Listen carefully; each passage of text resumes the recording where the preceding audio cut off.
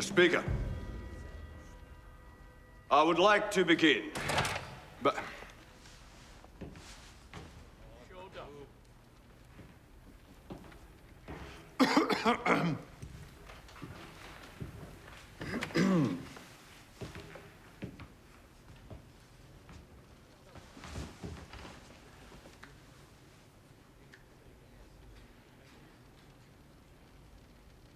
I would like to begin by apologizing to the French members of the House.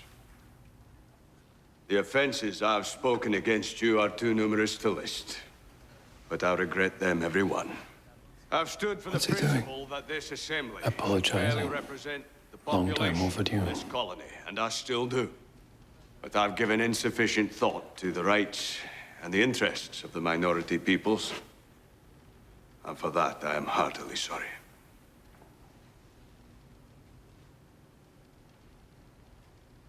Don't encourage him.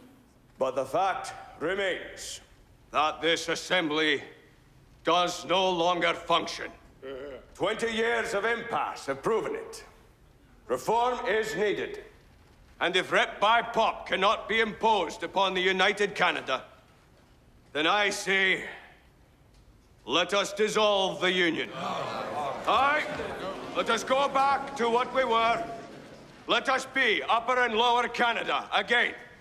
And then only enter into a larger association as it benefits both of us.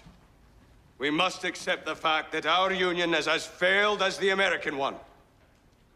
We must avoid their mistakes and act before things become impossible, before we have our own civil war. Mr. Speaker, how can we avoid the mistakes of the Americans if we repeat them? Does Mr. Brown not understand that the attempts at separations by the South led to the slaughter of hundreds of thousands of Americans? And now he pushes us to follow that example. Is he mad? I suggest no such thing. I suggest a fresh start between friends. You suggest separation, Mr. Brown. Don't deny it.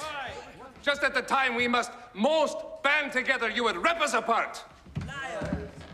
Mr. MacDonald misunderstands me. I agree that we must, of course, avoid the American mistakes, but we are not Americans. Oh, not yet anyway. But we're on the bloody edge of it. And you're aiming to push us over. Once again, I agree with Mr. MacDonald. We are in danger of losing our very nation, which is why we must act together as countrymen. Now, I believe my proposal is a way forward, but I do not pretend that it is the only way possible. And I stand ready to listen to anyone with another.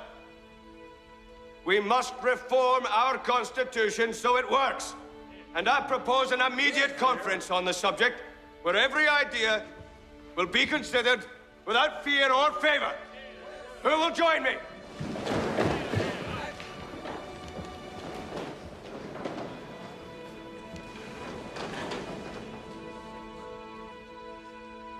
Gentlemen, I implore you. The times demand it.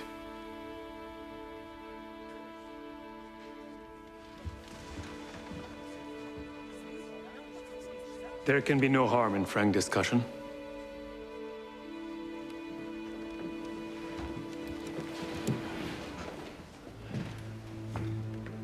For the love of God.